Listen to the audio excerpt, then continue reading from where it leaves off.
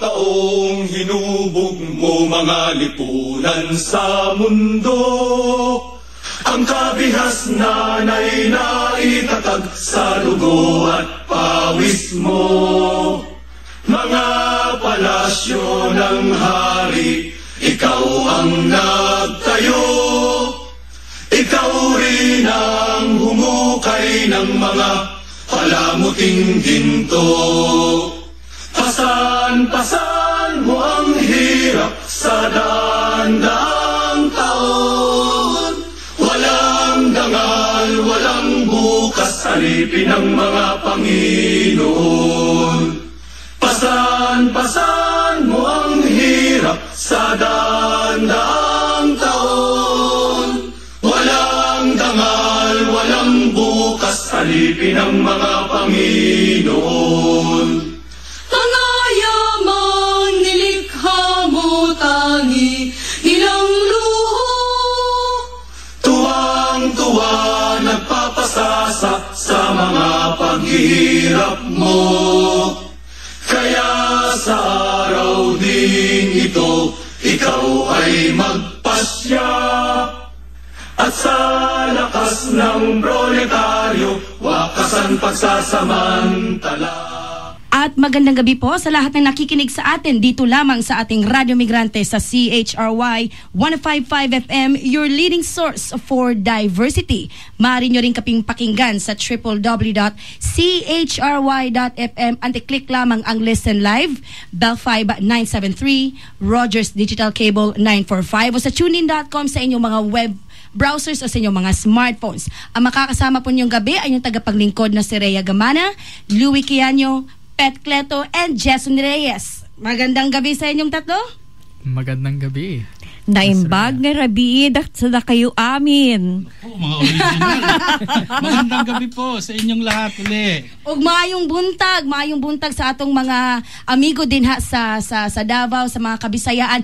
At saka pabati lang kay Kuya Edge Oyangoredo ng Contend, Congress of Teachers and Educators for Nationalism and Democracy or Contend. At saka sa mga kaibigan natin sa UP Diliman. Maayong buntag, magandang umaga po sa inyong lahat dyan. At may nakikinig din sa Hamilton, yung kaibigan natin dyan, no? Si Joseph Arevalo. At dyan din sa Stratford. Magandang gabi sa inyong lahat dyan. At sa Scarborough, kaya sa pamilya ng David, magandang gabi sa pakinig. May mga pabati pa? Binabati rin namin ng mga manggagawang nakikinig ngayon from Alberta.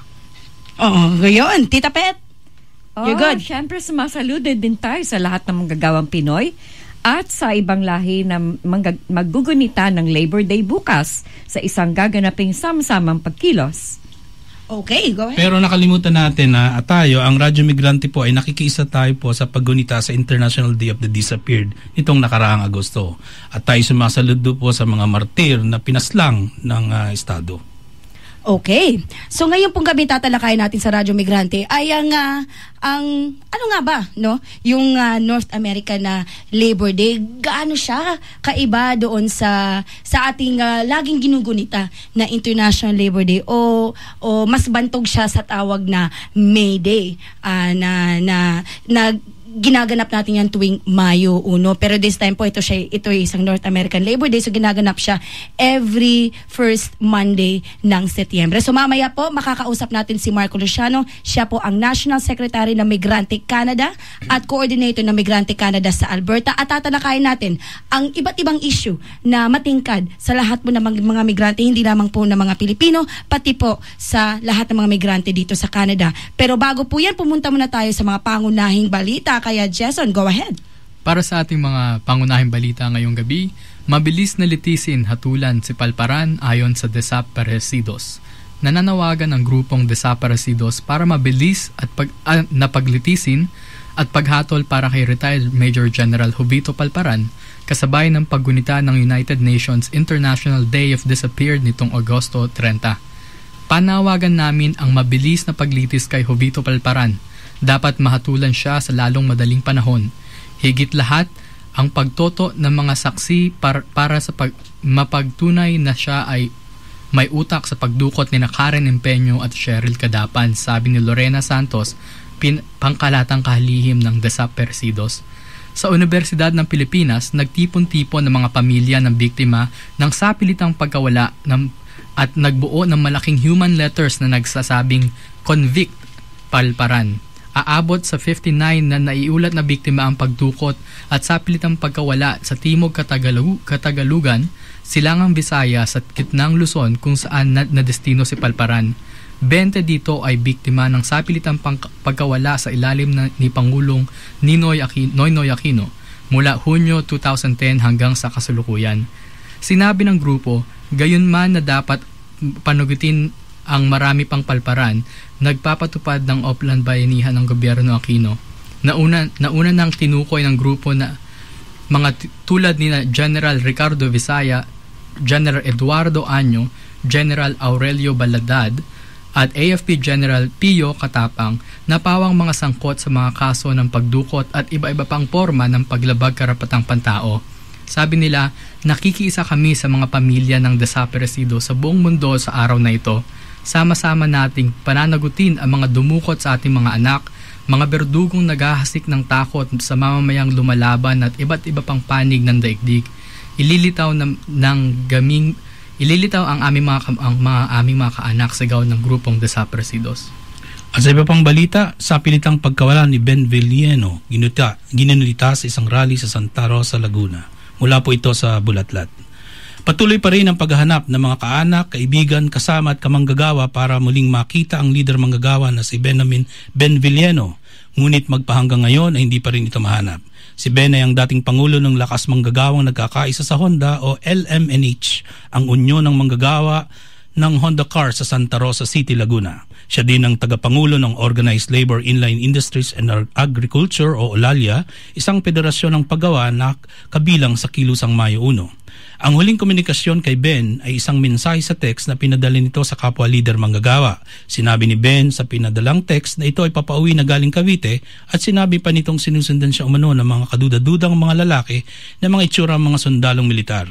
Huling nakita si Ben noong Agosto 27, 2013. Ayon kay Ned Lagunyas, tagapagsalita ng LMNH, humingi na siya ng tulong sa Commission on Human Rights at paulit-ulit na iginiit sa mga militar na ilitaw si Ben.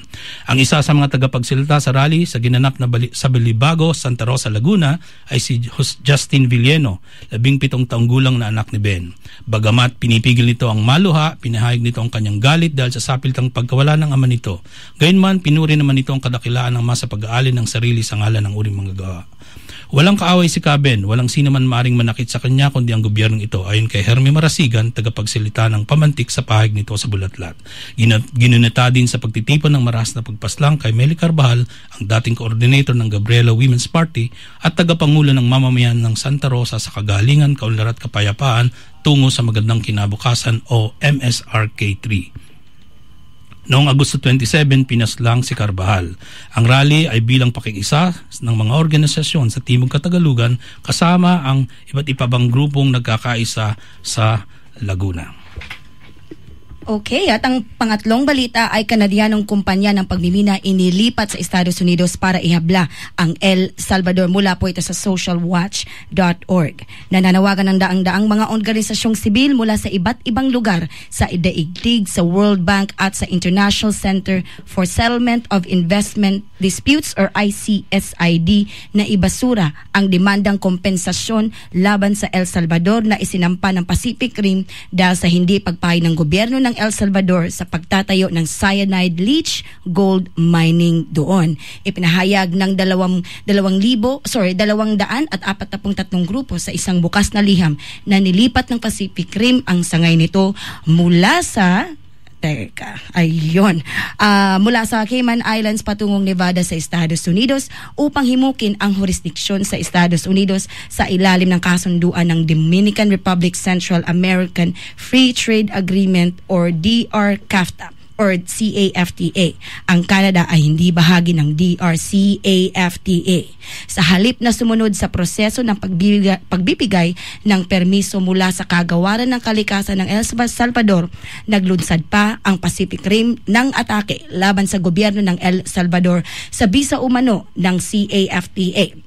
Giniigiit nila ang kompensasyon mula sa gobyerno ng El Salvador na aabot sa $100 milyong. Ang asunto ay didesisyonan ng hukuman ng International Center for Settlement of Investment Disputes na kaugnay sa World Bank. Sa gitna ng pakikialam ng Pacific Rim sa usaping politika sa bansang El Salvador, 4 ng mga aktivistang laban sa pagmimina ang napatay sa lugar kung saan itatayo ang proyekto.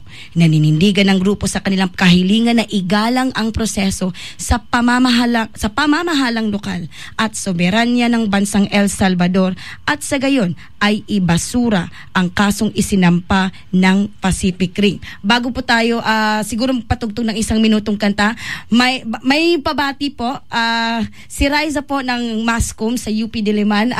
Hello Ma'am Raisa, at maraming salamat po sa pakikinig ng Radyo Migrante ngayong gabi dito at araw dyan sa Pilipinas. Kuya Louie? Nga pala, no? Hindi ko nabati kanina yung mga manggagawa sa IGI, no? Nakikiisata kami sa Labor Day bukas sa Unifor Local 27C. Mabuhay kayo. Live po via phone patch from Edmonton ay si Marco Luciano, Migrante Canada Secretary General at Coordinator ng Migrante Canada sa Alberta. Magandang gabi po, Kuya Marco. Magandang gabi naman, Rhea. Magandang gabi sa inyong lahat dyan sa Edmonton, yung Radio Migrante Collective. Magandang gabi sa inyo. Good to hear from you again. Maraming salamat po sa pagpapaunlak ulit sa amin sa Radyo Migrante. By the way po, si Marco Luciano po ay pioneer ng Radyo Migrante dito po sa Toronto. Kaya without Kuya Marco, wala din po ang Radyo Migrante. So maraming salamat. Kaya dapat dyan isang bagsak kay Kuya Marco. Isang bagsak. Ayun. Salamat. So, Kuya Marco, sige po, sisimulan po natin yung ating diskusyon. Before po tayo pumunta doon sa mga issue, no, ng mga manggagawa, hindi lamang ng mga Pilipino, kundi po ng mga manggagawang migrante po dito sa buong Canada, ay siguro po kung mabigyan nyo po ng kagyat, no, na history o kasaysayan, kung paano po nagsimula itong Labor Day dito po sa North America, at saka maybe you can give us a little bit of a comparison ng International Workers Day, which alam po natin na sa May Day, at saka yung September po na Labor Day. Yung simula, no, ng history ng Labor Day dito sa North America ay maraming kanya-kanyang haka-haka kung bakit hiwalay sila. Ngayon, in essence, ang Labor Day dito sa Canada ay pinomote ng Central Labor Union at Knights of Labor mula sa New York City. Siyempre, after nung alam naman natin yung nangyari nung Mayo, kinasimula ng International Workers Day, yung Haymarket Massacre sa Chicago, ay dito sinimulan ang International Workers Day, no, na kino-commemorate hindi lang yung mga namatay doon sa Haymarket Square, pero din sinimulan na rin yung i-commemorate yung mga pakikibaka ng mga manggagawa. May nagsasabi na kaya daw yung dating presidente na si President, I think his name was President Grover Cleveland, at that time sinabi na it might commemorating May Labor Day in North America might create an opportunity, no, na maging political itong Labor Day dito sa North America.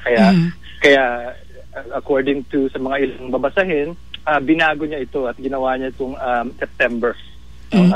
Simula noon, dito lang naman sa North America, meaning Canada and the United States, sina-celebrate ng mga manggagawa ang Labor Day during September, the first Monday of September. Meanwhile, around the world, sina-celebrate yung tinatawag na International Workers Day, which is Mayo 1, no? May 1st. Ayun ang so far yung maliit kong kaalaman tungkol sa history ng Labor Day dito sa North America. Sa tingin niyo po ba may pagkakaiba yung dalawa? Sa tingin ko hindi. In essence, importante rin yung Labor Day ngayong September dahil kino-commemorate nito yung particular sa North America, sa United States, yung pakibaka ng mga manggagawa sa 8-hour workday, no? During those times, nilaban talaga ng mga manggagawa yung 8-hour workday, 8 hour of recreation and 8 hour of rest. So at naging matagumpay ito, kaya importante na i-commemorate at i-celebrate yung mga struggles at victories ng mga manggagawa during Labor Day, maging May Day man ito o September 1st. Kuya Marco, sa pangkasalukuyan, ano ang mga matitingkad na issue, hindi lamang sa mga migranteng Pilipino dito sa Canada, pero sa mga manggagawa dito sa Canada ngayon? Ang matingkad na issue na nakikita naman natin sa dyaryo, sa telebisyon, sa media is yung patuloy na pagka-cutback ng private sector na workforce, yung pagka-cutback ng sahod, ng pension, at syempre sa kabuuan yung living wage ay patuloy na pakikibakayan ng mga manggagawa dito sa Canada at even sa buong mundo, sa Pilipinas din. Pero dito sa Canada in particular, yung fight for living wage, the fight for minimum wage is at the forefront of the struggle for a better workplace and for the working class dito sa Canada.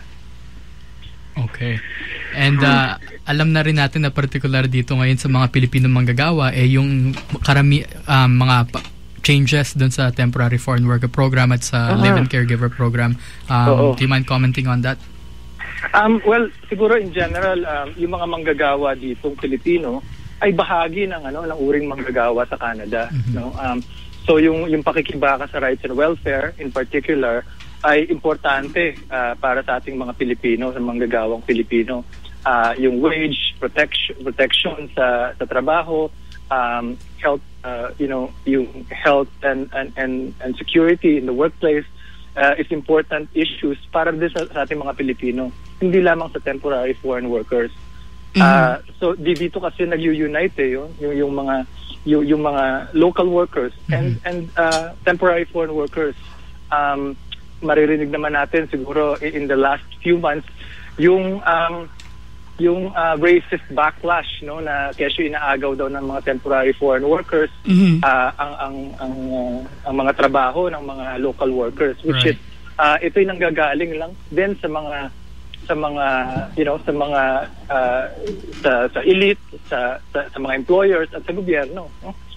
Hinahati-hati nila itong manggagawa, maging lokal man yan o maging temporary foreign workers sila. So importante munang nating maintindihan na ang issue ng manggagawa ay issue ng manggagawang lokal at issue ng mga temporary foreign worker ay isa, no? Hindi to magkahiwalay. Although ang mas matingkad na issue ngayon ng temporary foreign workers, liban doon sa issue ng mga manggagawang Kanadyano, ay yung status.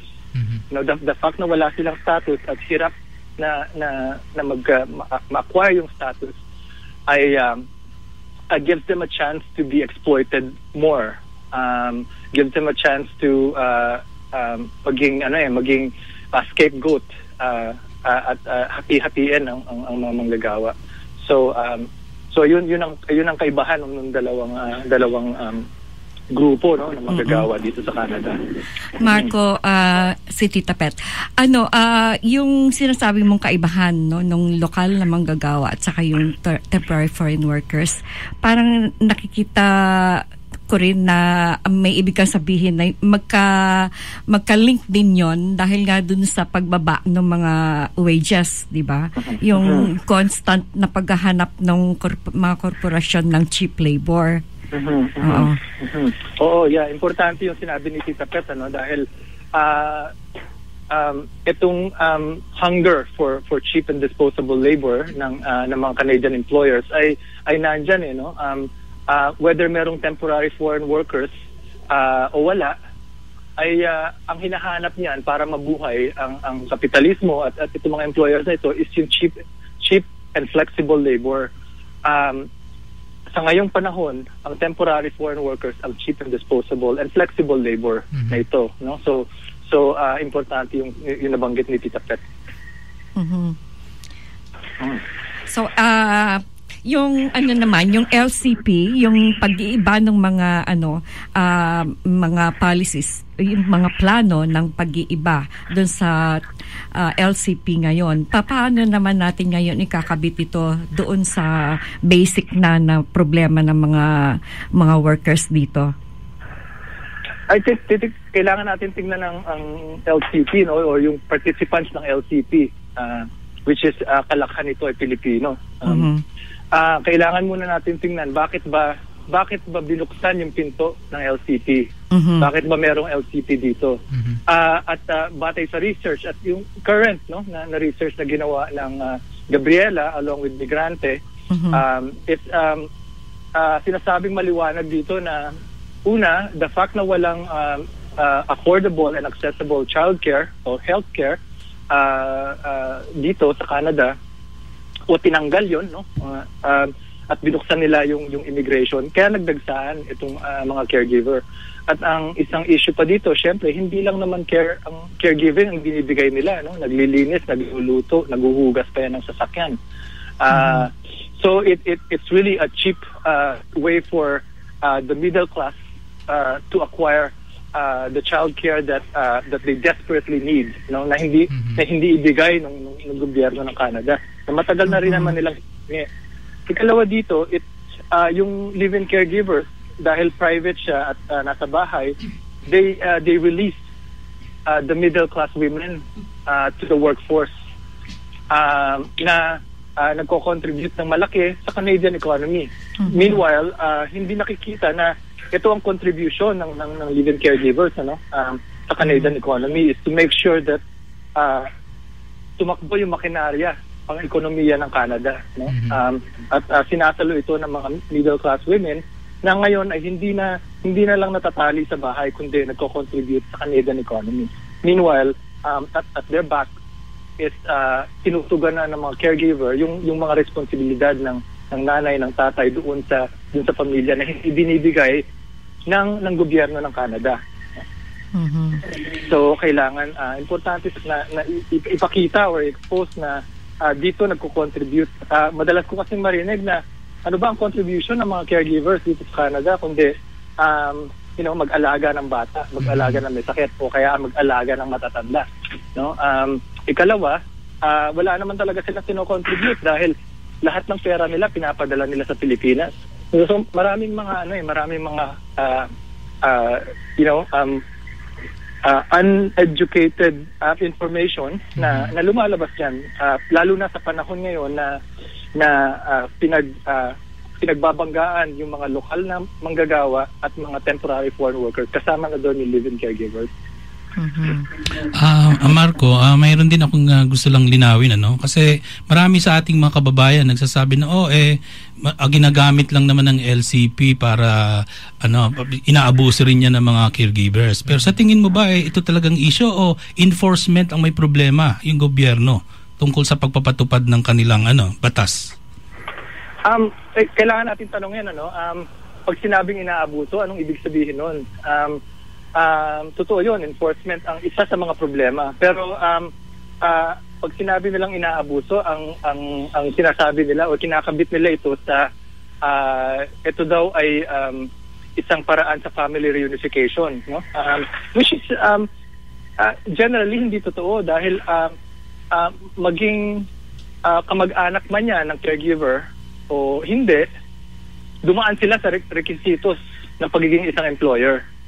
No? So hindi usapin yung pamilya, no? Dito sa recruitment ng live-in caregiver. Mabalik naman tayo, Marco, dun sa temporary workers program, bilang dahil marami tayong nakikinig, gusto lang nilang malam gaano ba kadami ang temporary workers lalo na sa Alberta?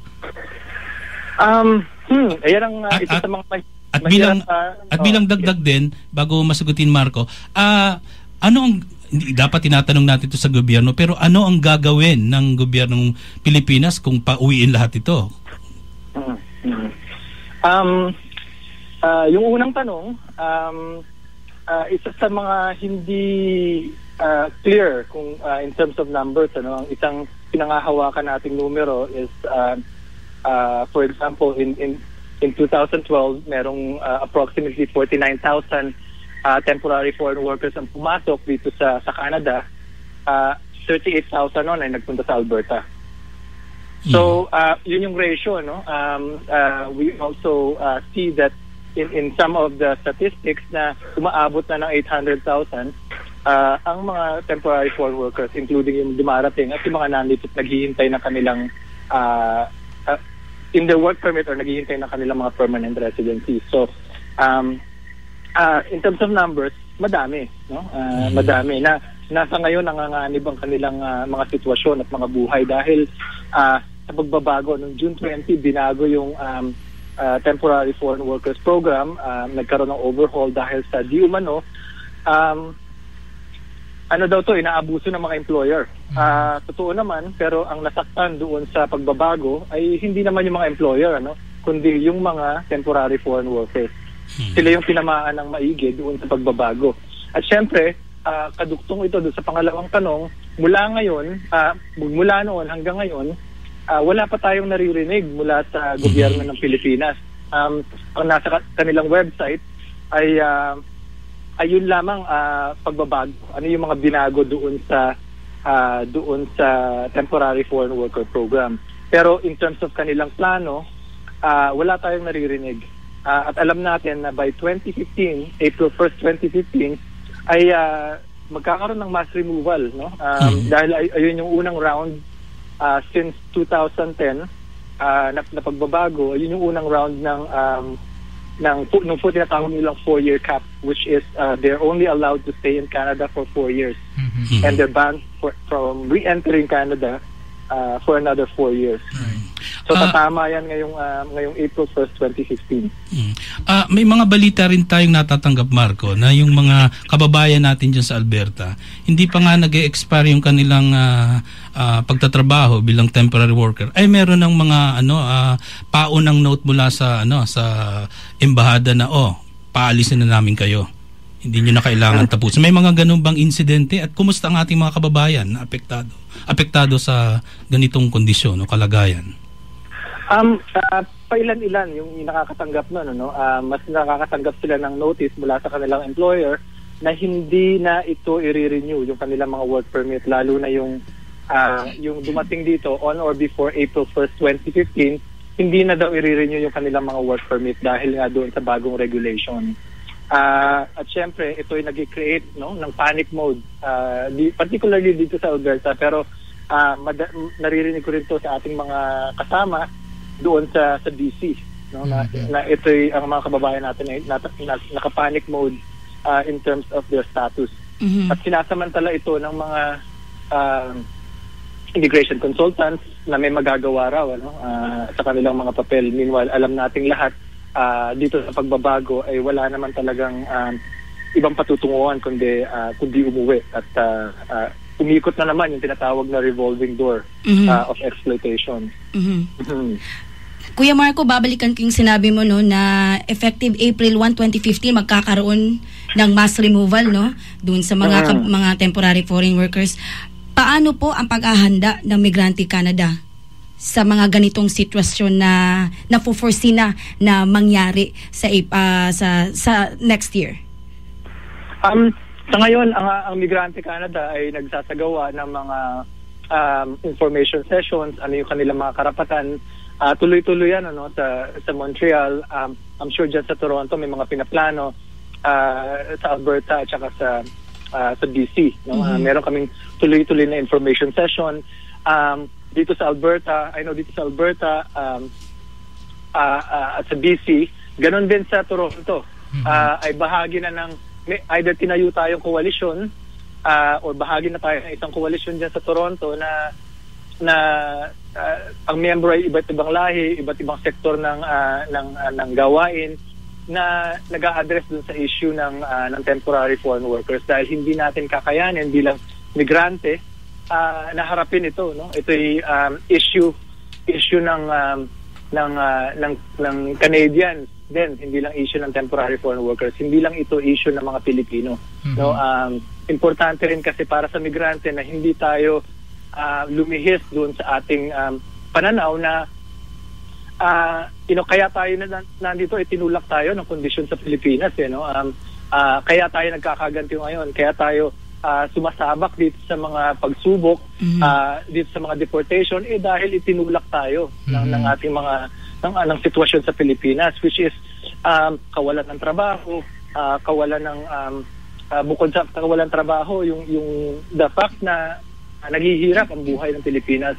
Samantalang sa kabilang bahagi, patuloy ang naririnig nating korupsyon, itong pork barrel, itong DAP at itong pagsisinungaling ng current president na si Noynoy Aquino, na isa sa mga pinaka-corrupt na pangulo ngayon sa Pilipinas. Dinaig pa niya si Marcos sa pangungurakot.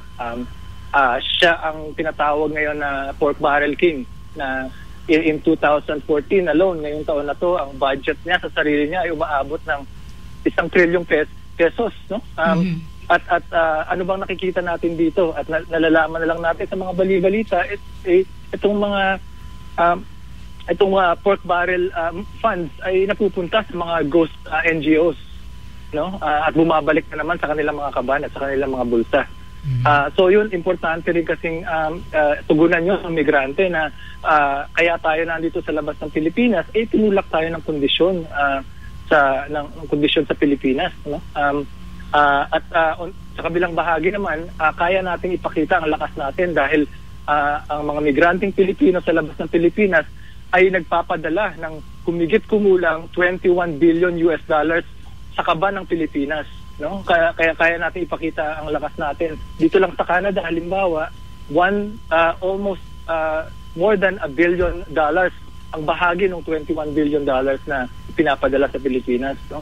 So patuloy tayong nag-oorganisa, hindi lang para sa rights and welfare natin dito sa Canada, yung issue ng temporary foreign worker program, yung issue ng kawalan ng status, kundi sinisiguro natin na bahagi tayo ng pakikibaka sa pambansang demokratiko sa Pilipinas. Okay, Marco, sundan ko yung minention mo doon sa kapalaran ngayon ng OFW, particular sa administrasyon ni Aquino.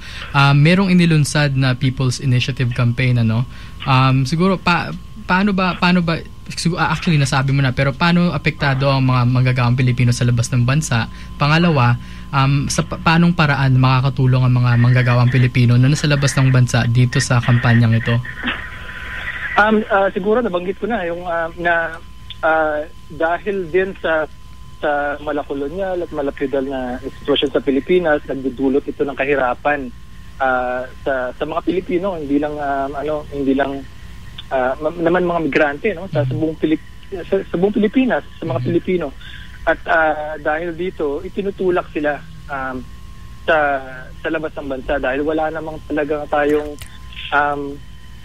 heavy industries, medium industries, o light industries na sasalo doon sa mga dinisplaced na mga magsasaka. Halimbawa, wala sila ibang pupuntahan kundi lumabas ng Pilipinas.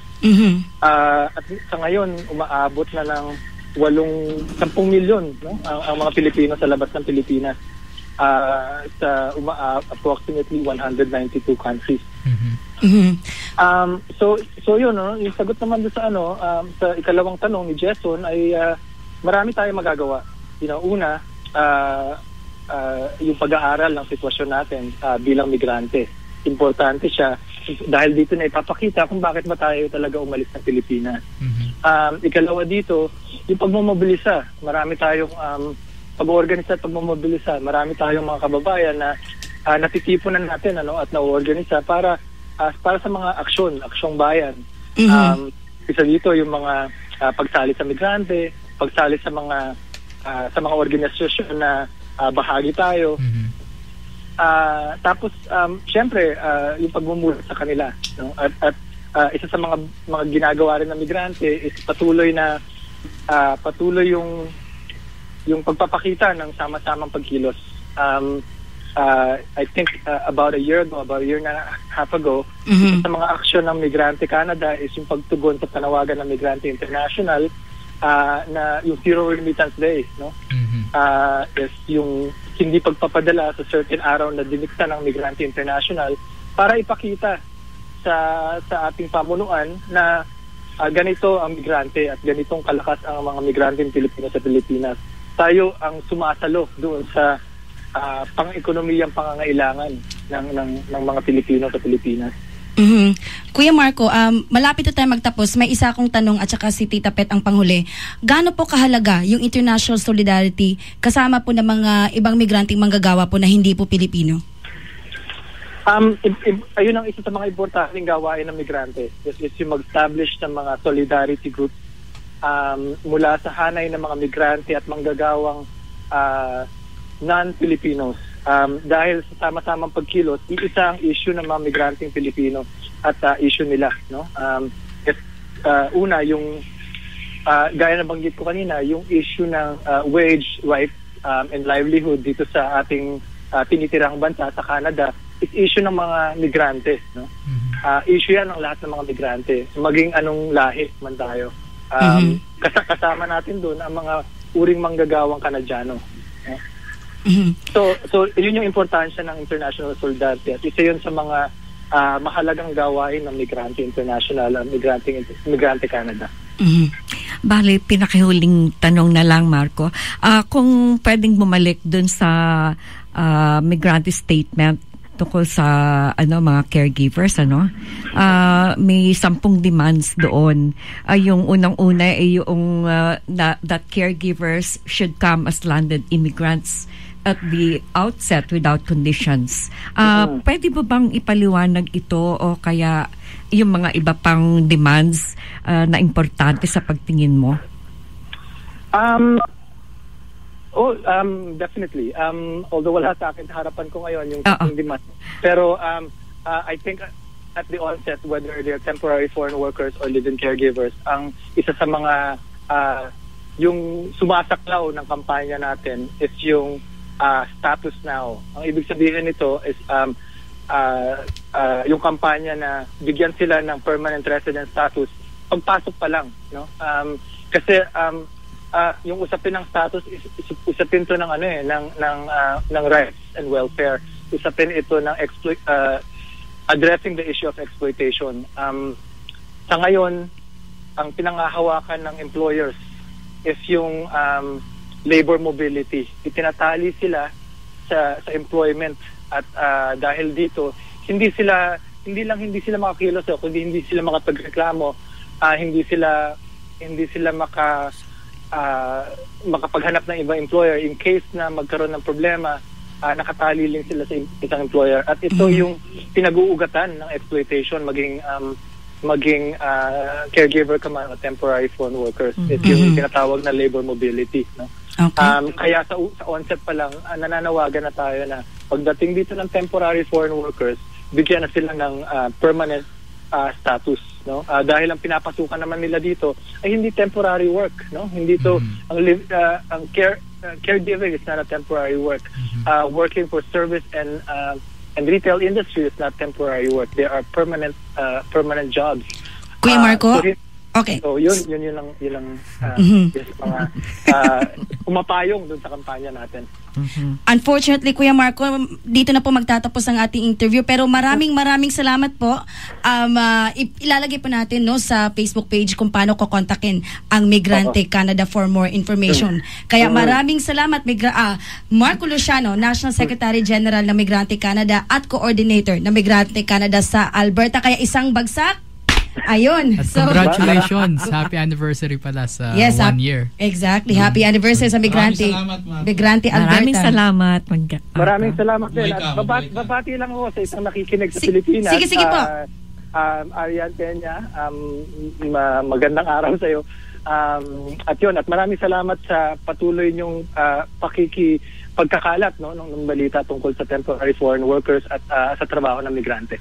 Maraming salamat po, patuloy namin susubaybayan. Mabuhay ka, Marco, at mabuhay ang Alberta. Yes. Mabuhay din ang Radio Migrante Collective.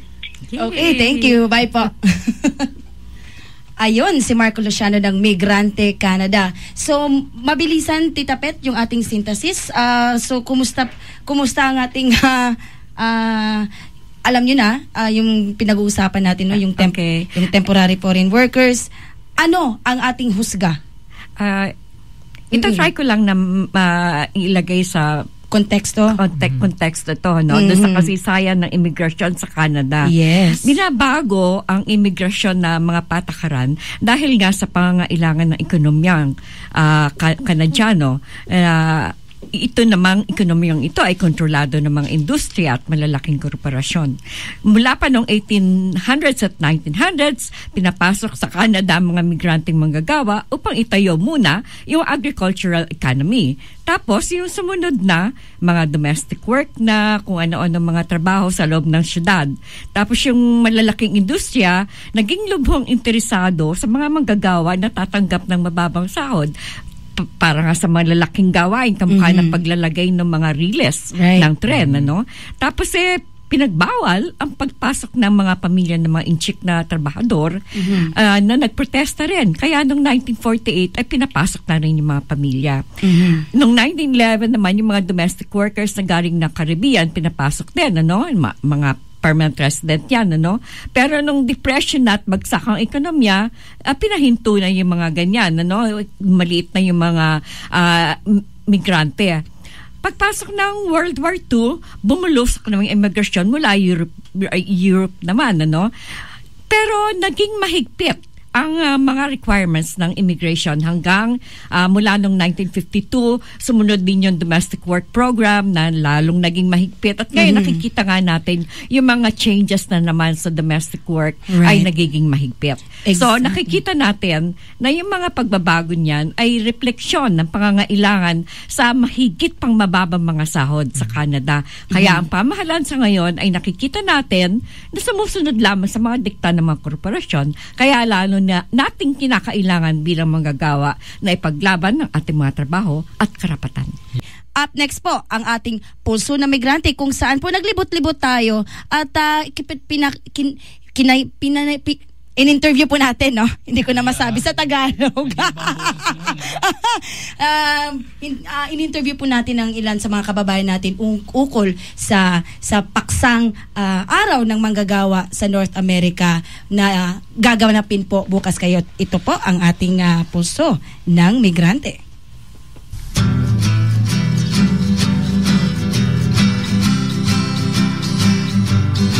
Magandang gabi po sa mga tagapakinig ng Radyo Migrante. Ako po si Catherine Carpio ng Filipino Migrant Workers Movement. Bumabati po ako ng taas kamao sa mga manggagawa sa Canada, mga Pilipino at mga iba-iba pang lahi para po sa celebration ng Labor Day or the Canadian Labor Day sa Lunes. Hinihimok ko po ang mga katulad kong mga manggagawa na patuloy na maging handa at mapagbantay, lalo na po sa mga naririnig natin na mga changes sa live-in caregiver program. Patuloy po tayong maging alerto para po malabanan natin kung ano man ang mga pagbabago na hindi maayos para sa mga temporary foreign workers. At ang Migrante Canada po ay naninindigan pa rin na mabigyan ng permanent resident status ang mga live-in caregivers na dumadating upon arrival. At yun po yung pangunahing panawagan ng Migrante Canada. Pilipinas naman, sa mga kasama natin dyan, patuloy pa rin ang pagkikipaglaban natin sa anti-pork barrel. Dahil ito pong budget na dapat napupunta sa mga migrante ay napupunta sa kung ano-ano mang port na yan, ano? So kailangan maging mapagbantay po tayo para sa ating kagalingan at mga karapatan. At mabuhay ang manggagawang Pilipino sa labas ng bansa, mabuhay ang lahat ng manggagawa.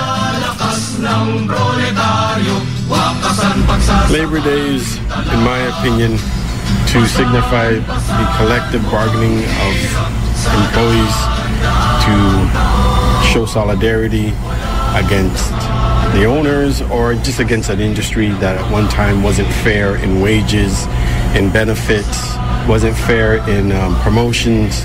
It was a very it was a form of nepotism where, you know, family members were allowed to get preferential treatment, preferential jobs, while other people who labored hard for the company didn't seem to get the same benefits or opportunities.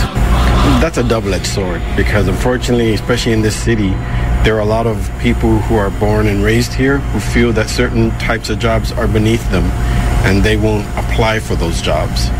So then other people who come from an impoverished position, third world or second world country, they come here and they see the job. It's nothing more labor intensive than what they've done at home, and they get considerably more per hour for the job they do or per day. So it's a double-edged sword, because the problem is that there's people here who are born and raised that don't want to do those jobs. So unfortunately, the industry has to go outside the borders to fill those positions. It's a political game. I mean, the unions and the politicians and the government will say what they need to say to get the union membership and their followers on their side to vote for them. And then, of course, once they're in office or once they, have been voted in, then it's always, circumstances have changed. The environment's different. It's not the way it was prior to the election. I mean, that's the same rigmarole. I mean, unions just got to understand that that's the way it's going to go. And if you're going to support someone continuously through. Don't just jump on the bandwagon. Workers of the world unite. Stand and count.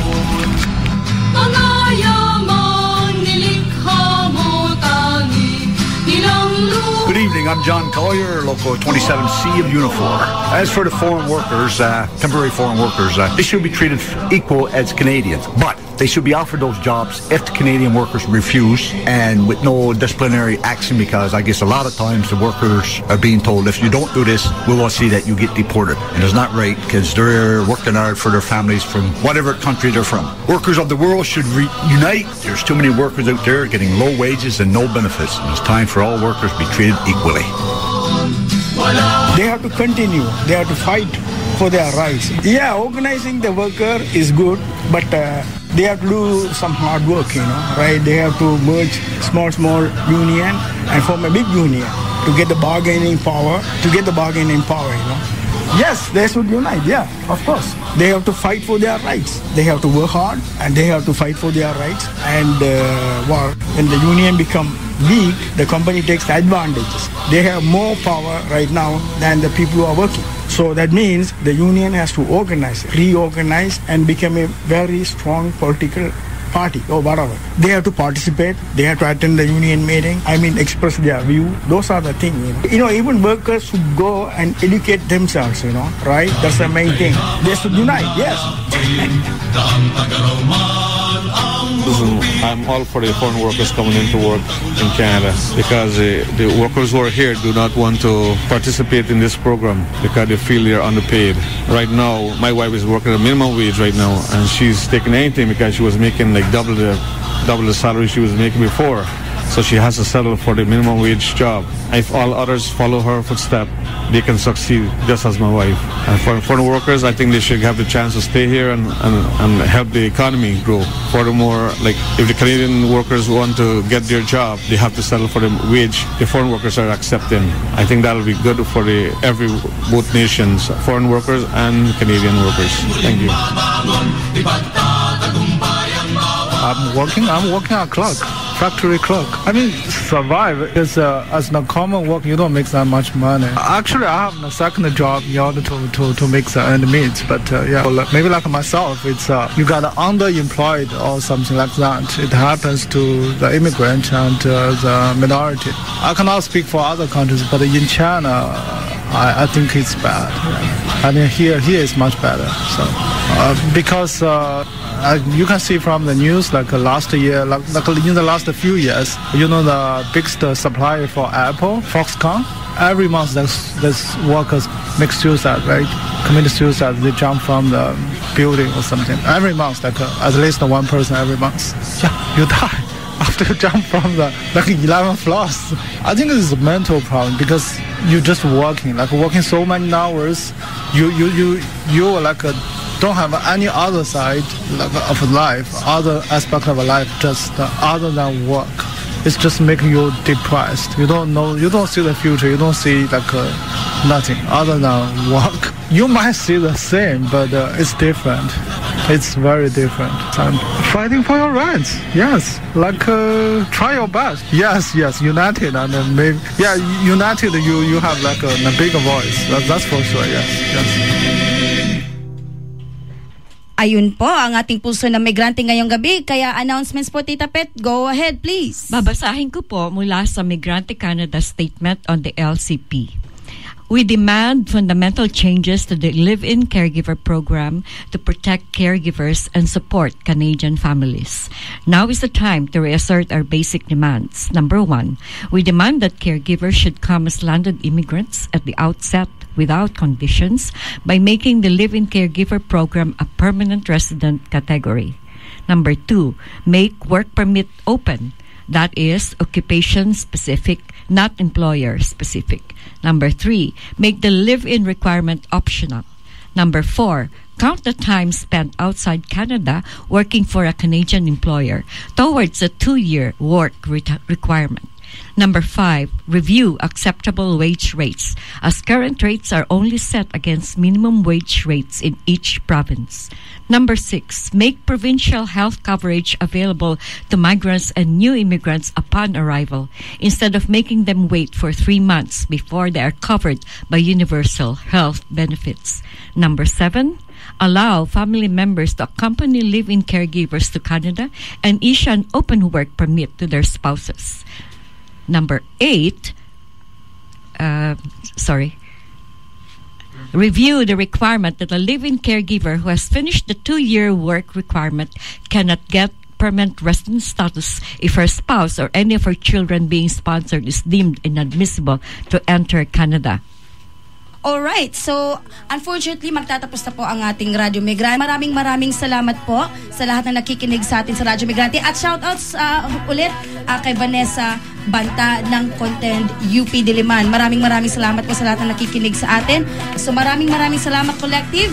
Isang bagsak. Hanggang sa susunod na linggo. Happy Labor Day weekend. Happy Labor Day.